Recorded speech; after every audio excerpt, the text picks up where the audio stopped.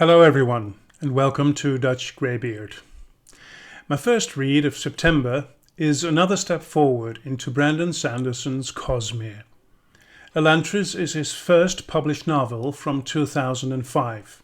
But before I tell you about my reading experience, I need to give you a spoiler warning. If you haven't yet read this book and don't want to have elements of the plot or the story spoiled, you can best stop watching right now. Please come back to watch this video after you've read Elantris. With that out of the way, the people who are still watching no doubt know the story, so I won't summarize that here. Let's get right into my appreciation, because I really liked this book a lot. Still, ranking the 4 Sanderson books I've read so far, Elantris ends up at the last spot, which it shares with The Well of Ascension, the second book in the Mistborn trilogy. That just shows how good Mistborn Era 1 actually is. The story of Elantris is very entertaining, and I admire Sanderson's gift of keeping the reader engaged. He spoon feeds you with a few drops of the background or the unfolding of the mystery, just enough to keep the intrigue alive that makes you turn the page. Every time I was eager to pick up the book to continue reading about Raoden, Sarina, and Hrathen.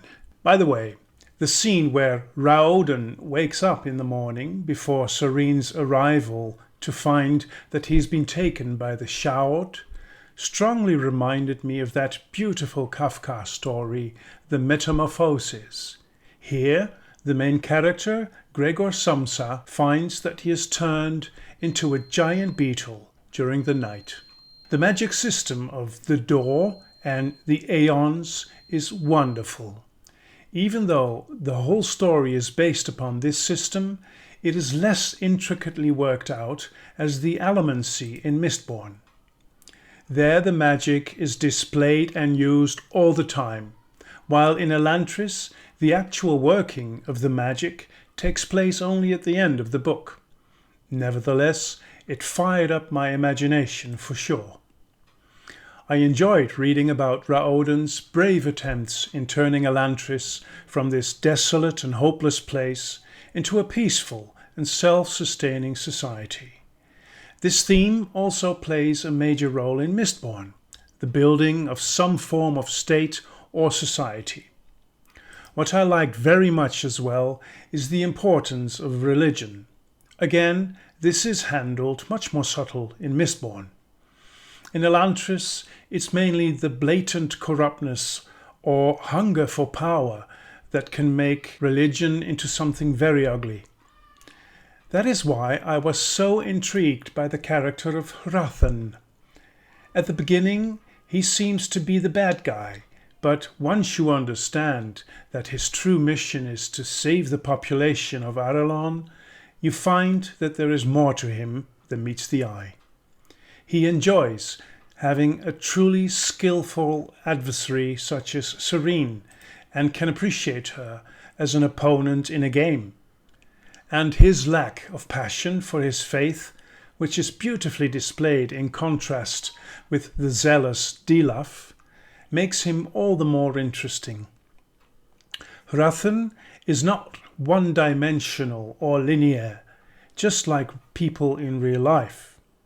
He is absolutely devoted to his god Jadeth, but he's not brainwashed into doing anything his superiors demand of him. After all, Jadeth had created all men, even the heretics. There is much more that made this a very enjoyable read for me, but there were also some disturbances. For one, I find the development of the story to be unrealistic at times. I'll give a few examples. First, within Elantris there are a few hardened gangs, but almost overnight Raoden manages to persuade 2 of the gang leaders to join his cause. This comes about way too easy. Another example, Hrathen realizes that Dilaf is gaining in popularity and is starting to take over control. He decides to order a poison that will simulate the shout. At this point, the reader doesn't know yet what the poison will do. The author obviously needed the story to develop in a certain way so that Rathan won't use this poison on Dilaf, but on himself. So very conveniently, Sanderson situates the supplier of the poison on the other side of the country. This way it will take him at least 2 weeks to deliver. Too easy and too obvious. This Dilaf character is a religious zealot that very clearly follows his own plans instead of obeying Rathan. His hate for the Elantrians has very deep grounds. Because the author clearly wanted to inform his readers of these backgrounds, he suddenly gives Dilaf a moment of candidness that is completely out of character for him. There are many more examples of somewhat weak storytelling, but I'll just mention one more. Up until the end of the book, Raoden hides his true identity from Sareen. An author does this to create anticipation with the reader, but this only works if there's a solid reasoning behind this. In this case, there is none, which feels a bit sloppy. Another disturbance for me was that some of the characters are very stereotypical, one-dimensional. Especially King Yadon looks like a cardboard figurine to me. In the beginning, he haughtily ignores Sareen, who is just a woman. But all of a sudden, he lets himself be bullied by her into some form of submission. Not really believable. On the other hand, some of the other characters like Sareen herself, her uncle Keen, Raoden and Galadin are nicely developed. Overall, I would highly recommend Elantris to anyone who is interested in giving fantasy a try.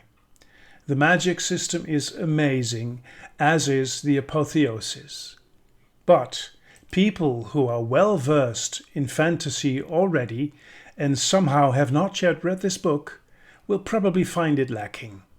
Although a quick and easy read is always welcome, isn't it? I rate Elantris 4 stars out of 5.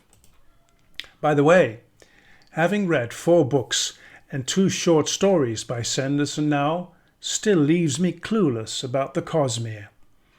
Again, I met Hoyt, who helps Sareen smuggle weapons into Elantris. But like in Mistborn, he's nothing more than a passerby here. My next Sanderson read will be The Emperor's Soul, and then, finally, I'll start with the first book in the much anticipated Stormlight archive, The Way of Kings. No doubt the Cosmere will then be revealed to me. Thank you very much for watching this video. Until we meet again at Dutch Greybeard.